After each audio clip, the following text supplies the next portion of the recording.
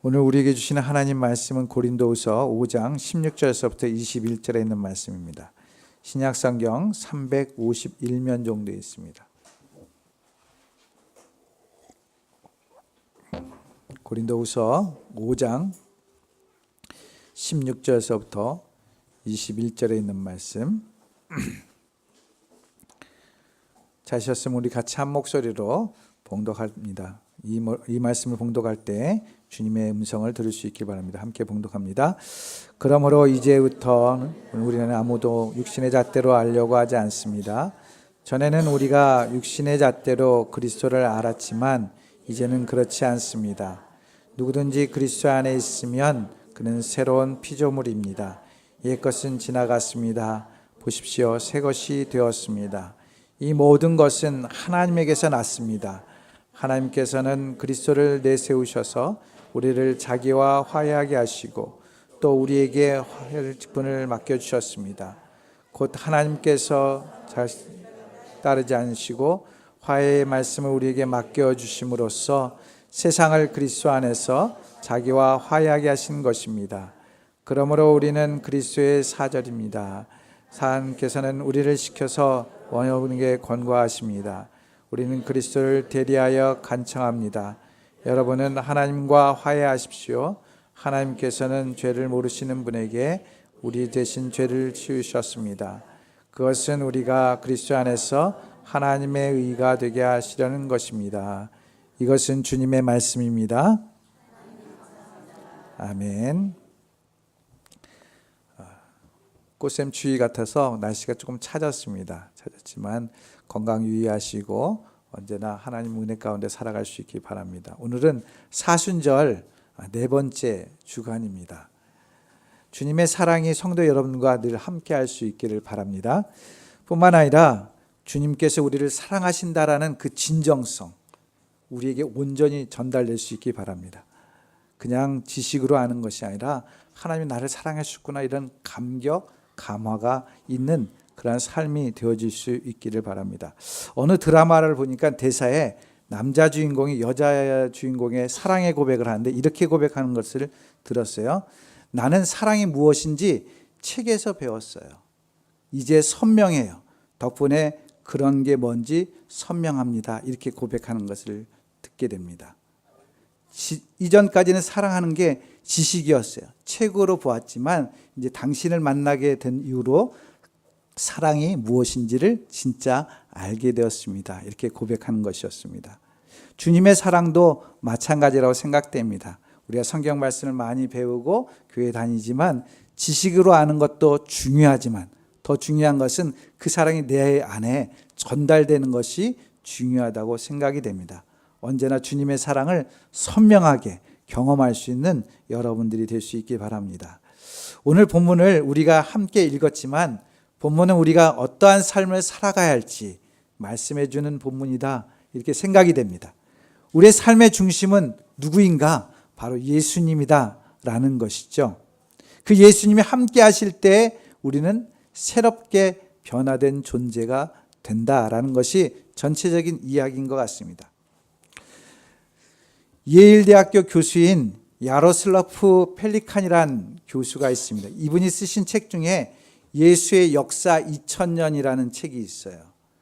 그 책은 예수님에 대한 다양한 해석의 역사를 문화사적인 측면에서 고찰한 책이다라고 설명되어 있습니다. 문화사적인 고찰이 어떤 방식인지는 잘 모르겠지만 어찌됐든 그러한 관점으로 예수님의 역사를 보고 있다는 것이죠.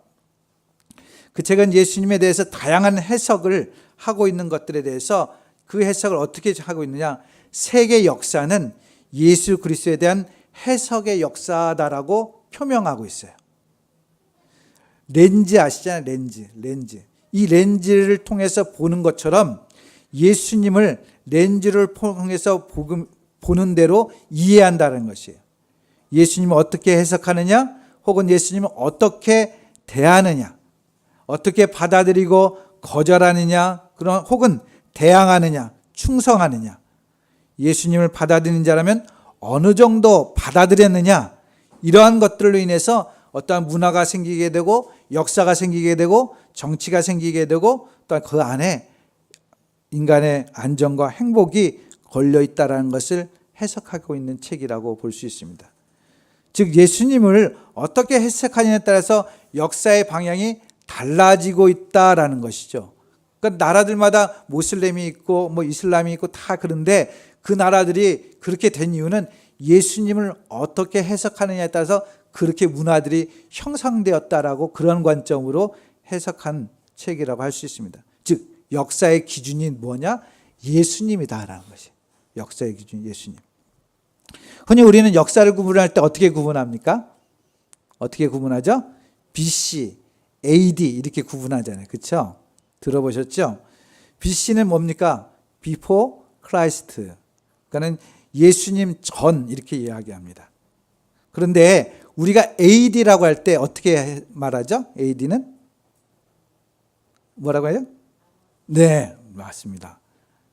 근데 잘 생각해 보세요. 앞에는 Before Christ 했으면 AD라고 할 때 우리가 그냥 그거 연결해서 생각할 때 어떻게 하냐면 After Christ 이렇게 하는 게 어쩌면 맞을 수 있어요. 예수님 후 이렇게 하는 게 맞을 수 있는데 이 AD는 여러분들이 말씀하신 것처럼 아노 도미니라고 얘기합니다. 이 아노 도미니라는 뜻은 뭐냐면 아노라는 말은 바로 해, 년 이런 거예요. 그리고 도미니라는 말은 우리의 주라는 뜻을 갖고 있습니다. 우리의 주. 그래서 이것을 영어로 번역하면 뭐가 되냐면 In the year of our Lord라고 됩니다. 즉 주가 다스리는 해, 우리 주님이 주관하시는 해 이렇게 불려지는 것이에요. 즉 이 역사가 누구에 의해서 주관되고 있습니까? 예수님에 의해서 주관되고 있다라는 관점으로 이야기하고 있다는 것이죠. 이렇듯이 예수님의 사건은 역사를 나누게 되는 기준이 되었다는 것을 우리가 역사 속에서도 배웠어요. 뿐만 아니라 시대를 나누기 뿐만 아니라 오늘 본문을 통해서 보면 옛 것과 새 것을 변화시키는 기점이 됩니다. 예수님은. 본문 17절 말씀입니다. 다시 한번 우리 같이 한번 17절 말씀 봉독합니다. 시작. 누구든지 그리스도 안에 있으면 그는 새로운 피조물입니다. 옛 것은 지나갔습니다. 보십시오. 새 것이 되었습니다. 예수님으로 인해서 옛 것과 새 것이 구별되고 있는 것을 보게 됩니다. 이 말씀은 언제나 우리에게 희망의 말씀을 주고 있죠. 우리 마음을 새롭게 하고 있습니다. 여기서 우리가 한 가지 짚고 넘어갈 것은 이 말씀은 옛 질서로 돌아갈 수 없는 완전히 새로운 상태로 우리가 완성되었다라는 뜻은 아니에요. 잘 생각해 보시기 바랍니다. 오히려 성도와 교회는 여전히 새롭지 못한 상태로 살아가는 것이 우리의 현실입니다. 그렇잖아요? 여러분들 예수님 믿었더니 내가 완전히 새롭게 싹 바뀌어서 완성된 사람으로 됐나요? 완전히 새롭습니까? 그렇지 않죠. 그러나 이 말씀은 새로운 존재 양식이 우리에게 들어온 것이에요. 그래서 옛 양식이 우리 안에 있기는 하지만 그러나 이 새로운 것이 날마다 우리를 변화시키도록 침투하고 있다는 것이죠. 그리고 그리스도에 대한 신뢰 안에서 마지막 때가 되면 주님이 오시는 때가 되면 우리가 완전히 새롭게 된다라는 그 소망의 말씀이기도 하는 것이에요. 이 믿음을 가지고 나의 삶을 살아가는 것, 그게 바로 우리 성도의 삶이라는 것이에요. 새롭게 되어진 존재니까 우리는 새롭게 살아가도록 해야 된다라는 그 믿음을 가지고 살아가는 것이죠. 이 말씀은 1차적으로 누구에게 하는 말씀일까요? 1차적으로 바로 사도 바울 자신에게 하는 말씀입니다. 사도 바울. 본문에 보면 누구든지라는 말씀이 나와요. 누구든지. 이 말씀은 나 같은 사람도라는 뜻과 같아요. 나 같은 사람도. 그리스도를 핍박하고 그의 교회를 멸하려고 했던 나 같은 죄인까지도 그리스도 안에 있으니까 새로운 피조물이 되어졌습니다라는 고백이 담겨져 있는 거예요. 그래서 누구든지 나 같은 사람도 이렇게 새로운 피조물이 되었는데 누구든지 빈부 귀천 따지지 않고 주님 안에 있으면 새로운 피조물이 된다라고 이야기하는 것이죠. 더 나아가서 새로운 피조물만 될 것이 아니라 화목하게 하시는 역사를 전하는 그런 사절이 되어진다라고 증언하고 있습니다. 이러한 이해는 본문 16절 말씀을 볼 때 더 분명해집니다. 16절 말씀 함께 읽겠습니다. 시작. 그러므로 이제부터 우리는 아무도 육신의 잣대로 알려고 하지 않습니다. 전에는 우리가 육신의 잣대로 그리스도를 알았지만 이제는 그렇지 않습니다. 아멘. 육신의 잣대로 알았다는 것이, 육신의 잣대가 뭡니까? 세상적인 가치관, 인간적인 관점으로 보았다는 것이에요. 사도 바울이 부활하신 예수님을 만나기 전에는, 다메섹 도상에 가기 전에는 어떻겠습니까? 예수님을 그저 세상적이고 인간적인 관점으로 보았기 때문에 하나님의 아들 메시아라고 여기지 않았습니다. 그래서 예수님을 믿는 사람들과 교회를 핍박했던 것이죠. 그렇게 했던 자신조차도 그리스도 안에서 새롭게 피조물이 되었습니다. 그랬더니 이제는 세상적으로, 육신적으로 바라보는, 그러한 잣대로 바라보는 사람이 아니라는 것이에요. 우리가 잘 아는 이야기가 있습니다. 어떤 사람이 있는데 그 사람은 해군 장교로 지냈어요. 해군 장교로. 그러다가 탈영을 하게 됩니다. 탈영을 해서 노예 선상에서 일하는 상인이 되었습니다. 아프리카에 가서 수많은 사람을 잡아다가 노예로 팔았던 사람입니다. 그러나 그 사람이 예수님을 영접하게 되었어요. 새 사람이 되었어요. 그리고 성공의 신부가 됩니다. 그는 성공의 신부가 되었어도 가운을 입지 않았다고 합니다. 왜냐하면 나 같은 죄인이 어떻게 거룩한 그 가운을 입을 수 있을까, 이런 생각을 했다는 거예요. 때로는 그래서 노예복을 입기도 하고 선장의 옷을 입고 목회를 했다라는 이야기가 있습니다. 이 사람이 누굽니까? 바로 우리 찬송가 305장을 작사한 존 누튼이라는 사람입니다. 어메이징 그레이스 여러분 잘 아시죠? 가사, 나 같은 죄인 살리신 주 은혜 놀라와 잃었던 생명 찾았고 광명을 얻었네. 큰 죄악에서 건지신 주 은혜 놀라와 나 처음 믿는 그 시간 귀하고 귀하다. 이제껏 내가 산 것도 주님의 은혜라. 또 나를 장차 본향에 인도해 주시리라. 예수 그리스도를 만남으로 인해서 새로운 피조물이 된 그러한 증언을 하고 있습니다. 사랑하는 성도 여러분, 이렇게 새롭게 변화될 수 있는 중요한 핵심이 무엇입니까? 바로 오직 하나, 그것은 예수 그리스도입니다. In Christ, 오직 그리스도 안에서만이 새롭게 되었다라는 것을 보여주고 있죠. 지금 우리는 예수 그리스도께서 우리를 위해서 십자가를 지신 은혜를 생각하는 절기를 맞이하고 있습니다. 오늘 본문은 예수 그리스도에 관한 중요한 가르침을 우리에게 시사해 주고 있는 것이에요. 예수 그리스도의 죽으심은 이전 것은 지나가고 새롭게 되었다라고 말씀합니다. 그 새로워짐은 바로 예수님을 만나야 된다는 것이죠. 예수 그리스도를 그저 뛰어난 인간으로 만나는 것이 아니라 하나님의 아들이요 유일하신 구원자로서 만날 때 우리가 새로워진다는 것이에요. 그리고 이렇게 새로워지는 것은 바로 하나님의 역사에 의해서 이루어졌다는 것을 말하고 있습니다. 우리는 그리스도 안에서 새롭게 하시는 하나님의 은혜의 역사는 하나님께서 우리의 죄를 우리에게 돌리지 아니하시고 대신 예수 그리스도를 돌리시며 우리를 자신과 화목하게 하셨다라는 것을 오늘 본문은 분명히 우리에게 일깨워주고 있습니다. 따라서 하나님과의 관계가 새로워지지 않고는 우리의 인생도 우리의 삶도 새로워질 수 없다라는 것을 말씀합니다. 그렇기 때문에 우리는 언제나 주님을 바라볼 때만이 새롭게 살아갈 수 있다는 사실을 기억하시면서 주님 앞에 나아가는 그런 사순절 절기가 될 수 있기를 바랍니다. 한 우스운 이야기가 있습니다. 어느 목사님의 설교 중에 있는 이야기를 제가 인용했습니다. 예전에 조선일보에 보면 연재되는 것 중에 광수생각이라는 게 있어요. 제가 조선일보를 안 보기 때문에 요즘도 연재되고 있는지 모르겠습니다. 거기에 나오는 이야기라고 합니다. 어떤 친구가 자기 친구에게 이렇게 말합니다. 친구야, 요즘 여자친구 교제한다며? 그런데 그 여자친구가 부탁해서 술을 끊었다며?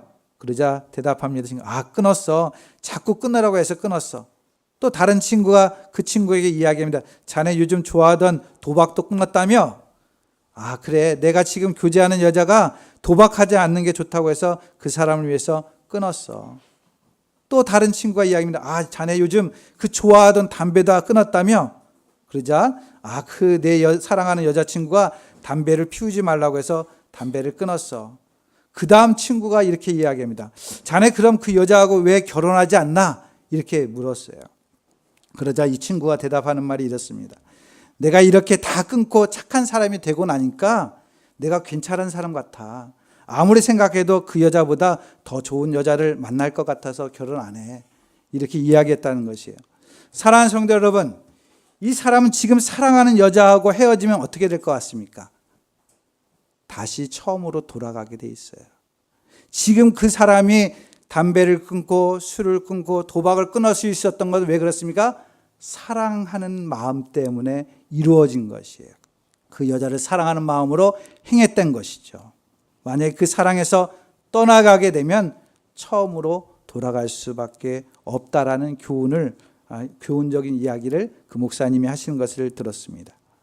신앙도 마찬가지 아닌가 생각합니다. 주님과의 사랑의 줄이 끊어지면 우리는 옛사람으로 돌아가는 것이에요. 이것을 우리는 잊지 말아야 됩니다. 예수 그리스도의 사랑이 나를 강권할 때 우리는 그 사랑 안에서 새롭게 되어질 수 있는 것이죠. 세상을 살아갈 때 우리가 주님의 사랑을 끊으며 살아가게 되면 우리는 그저 저 깊은 수렁으로 옛사람으로 빠져들 수밖에 없는 것이에요. 우리를 새롭게 하는 그 주체는 바로 주님이 계시기 때문에 새롭게 될 수 있는 것입니다.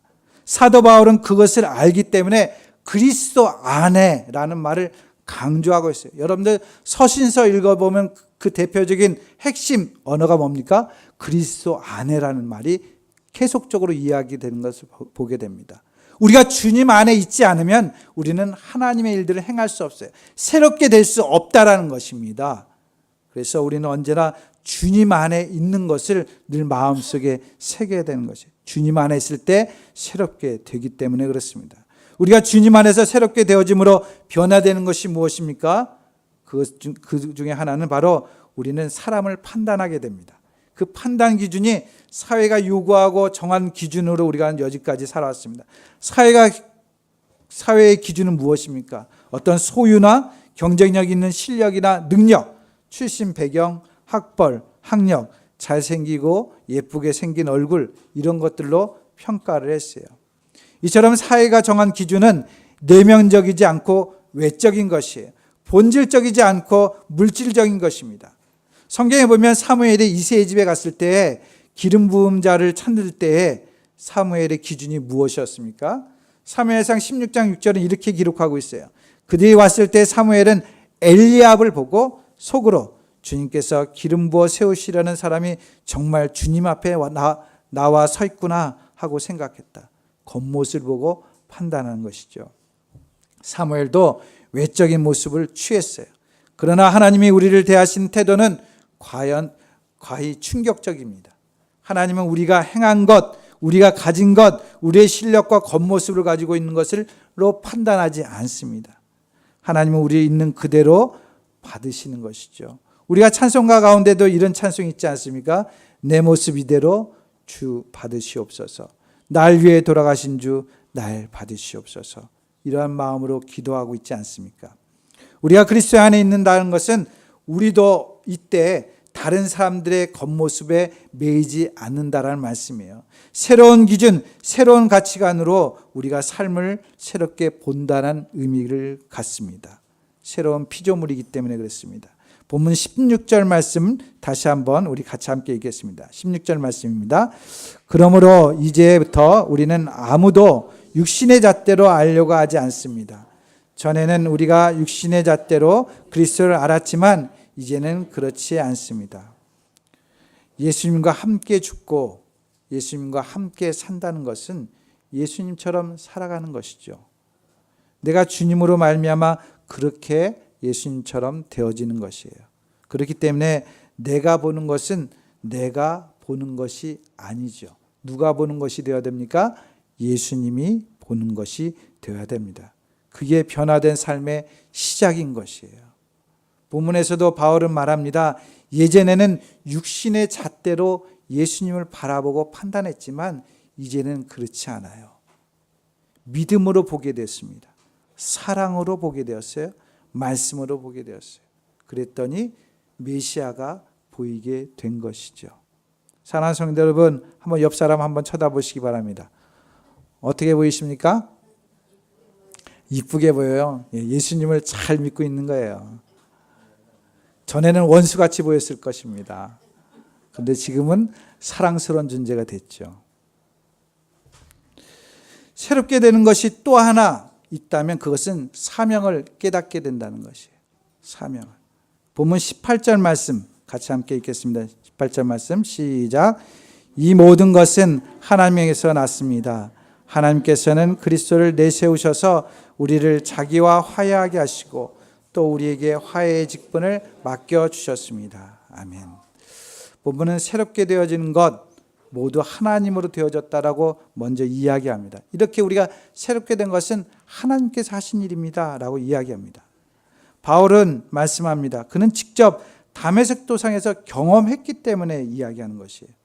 예수 그리스도를 만남으로 인해서 그는 새롭게 되었습니다. 그동안은 자신은 하나님 앞에서 열심히 한다라고 믿어왔어요. 그러나 주님을 만나고 나니까 자신의 지금까지 모든 행동이 하나님과 원수되는 삶을 살았음을 깨달은 것이죠. 예수님으로 인해서 우리와 주님과 화해를 이루게 되었다라고 이제 고백하게 되었습니다. 그러면서 주님과 화해를 통해서 동시에 자신에게 화해의 직분을 주셨다라고 말씀합니다. 새롭게 되는 것은 옛것을 버리고 새로운 삶의 방식을 향해 나아가는 것입니다. 그 중에 첫 번째 꼽는 그 사명이 뭡니까? 화목을 이루는 삶이다 라는 것이에요. 우리가 고린도 교회에 대해서 잘 알고 있지 않습니까? 지난 시간에 성경 강좌 시간에 고린도 교회에 대해서 이야기를 했던 것으로 제가 기억이 납니다. 혹시 기억나십니까? 그 고린도 교회의 배경이 어떻습니까? 늘 다툼이 있었어요. 어떤 다툼입니까? 음식을 먹을까 말까 그런 다툼. 내 은사가 더 좋은 은사야 라는 다툼. 그런 다툼들이 있었다라는 것이죠. 그래서 교회가 화목하지 않았어요. 화목하지 않았어요. 진정한 교회의 모습이 무엇입니까? 예수 그리스도 안에서 화목한 것이 진정한 모습인 것이에요. 그래서 오늘 사도 바울은 고린도 교회를 향해서 화목하게 하는 직책을 주셨다. 다른 은사도 있고 다른 능력도 있고 다 좋지만 더 중요한 사명이 있는데 그게 뭡니까? 화목하게 하는 직책이다. 새로운 피조물이 됐다면, 여러분들이 예수 그리스도를 믿는다면 화목하게 살아가는 것이 가장 중요한 것이다. 그것이 주님께서 우리에게 주신 사명이다 말씀하고 있는 것이죠. 사랑하는 성도 여러분, 여기서 분명히 이야기합니다. 우리에게 주셨다라고 표현하고 있습니다. 우리에게. 이것은 무엇입니까? 화목이라는 것은 한 사람에 의해서 되어지는 것이 아니라는 것이에요. 같이 화목한 책임이 있기 때문에 서로 해야 된다는 것을 말하고 있는 것이에요. 교회가 화목할 때 행복한 것이죠. 가정도 마찬가지입니다. 가정도 중요한 목적이 있다면 화목한 것이에요. 화목한 것이 행복한 것이죠. 잠언 17장 1절 말씀에 보면 마른 빵 한 조각 가지고 화목한 것이 진수성찬을 먹으면서 다투는 것보다 훨씬 낫다. 이렇게 이야기하고 있지 않습니까? 언제나 우리 교회가, 여러분의 가족이 화목한 주님의 뜻을 이루는 그러한 모습이 되어줄 수 있길 바랍니다. 한 이야기가 있습니다. 부부가 서로 화목하기 위해서는 서로 먼저 이해해야 되죠. 서로가 이해해 줘야 돼요. 어떤 한 이야기가 있는데 어떤 남자가 이렇게 기도합니다. 하와이를 여행 가고 싶은데 다리를 놓아주십시오. 그러면 차를 타고 가고 싶습니다라고 간절히 기도했다고 합니다. 그랬더니 하나님이 야, 너무 무리한 요구하는구나. 좀 쉬운 것 좀 요구해봐. 이렇게 말했습니다. 그래서 이 남자가 이렇게 기도합니다. 나는 도무지 내 아내의 마음을 이해할 수 없습니다. 내 아내의 마음을 이해할 수 있는 지혜를 주십시오. 내 아내의 마음은 종잡을 수가 없어요. 어느 날은 기분이 좋았다가 어느 날은 똑같은 말을 했는데도 신경질을 부립니다. 도무지 어떻게 해야 할지 모르겠습니다. 아내의 마음을 이해할 수 있도록 지혜를 주십시오라고 기도했어요. 그랬더니 하나님께서 응답하십니다. 야, 하와이 가는 길 4차선을 줄까 6차선을 줄까 이렇게 이야기했다고 합니다. 무엇을 이야기합니까? 웃기는 이야기지만 여자의 심리를 하나님도 알 수가 없다는 거예요. 너무 힘들다는 거예요. 차라리 다리를 놓아주는 게 더 낫다라는 것이죠. 이 부부간의 관계에 화목으로 이끌어가려면 남편이 아내를 이해해 줘야지만 화목하게 되는 것이에요. 뿐만 아니라 아내도 마찬가지죠. 남자만 뭐 이해합니까? 아내들도 남편을 이해하죠. 금요일에 강대상 여기 원래 이렇게 휘장을 만들려고 이제 우리 집사님 두 분하고 동대문 시장에 갔었습니다. 그 수선을 맡겨놓고서 이제 식사를 하면서 이야기하는데 아동 심리, 여성 심리는 있는데 남성 심리는 없다라는 거예요. 왜냐하면 아동 심리와 남성 심리는 똑같기 때문에 따로 남성 심리를 만들 필요가 없다라는 거죠. 그런 이야기가 있다고 해요. 그런데 아이들을 키워보신 분들 알고 또 아이들 사랑하시는 분들 아시겠지만 아동 심리를 잘 이해하면 아이들을 잘 키우잖아요. 그렇죠? 그대로 하면 되는데 남편들의 그대로 아동 심리를 적용하면 되는데 그렇게 안 하고 있다는 게 문제죠.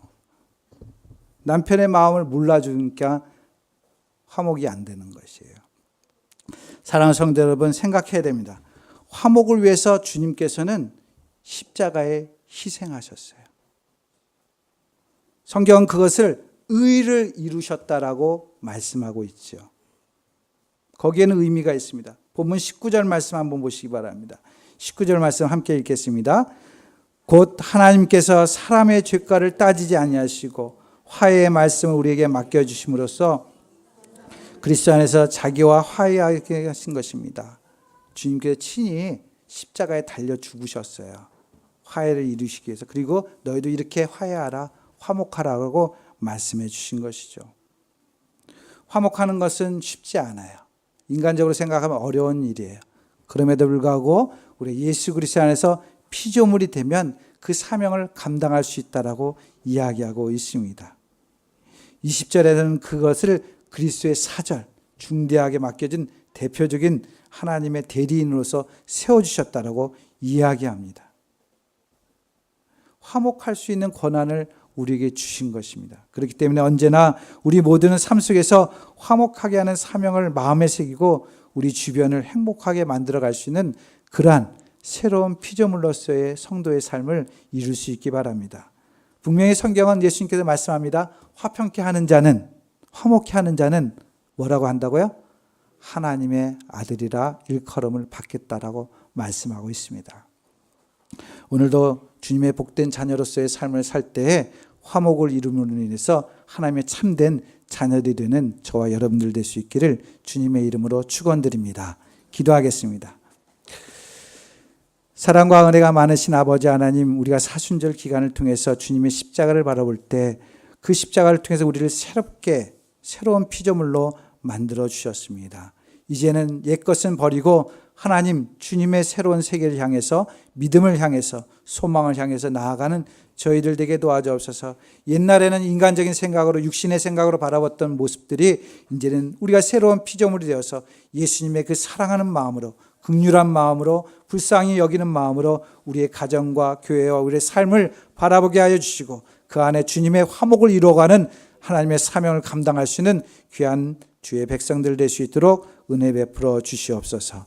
감사하고 예수님의 이름으로 기도드립니다. 아멘.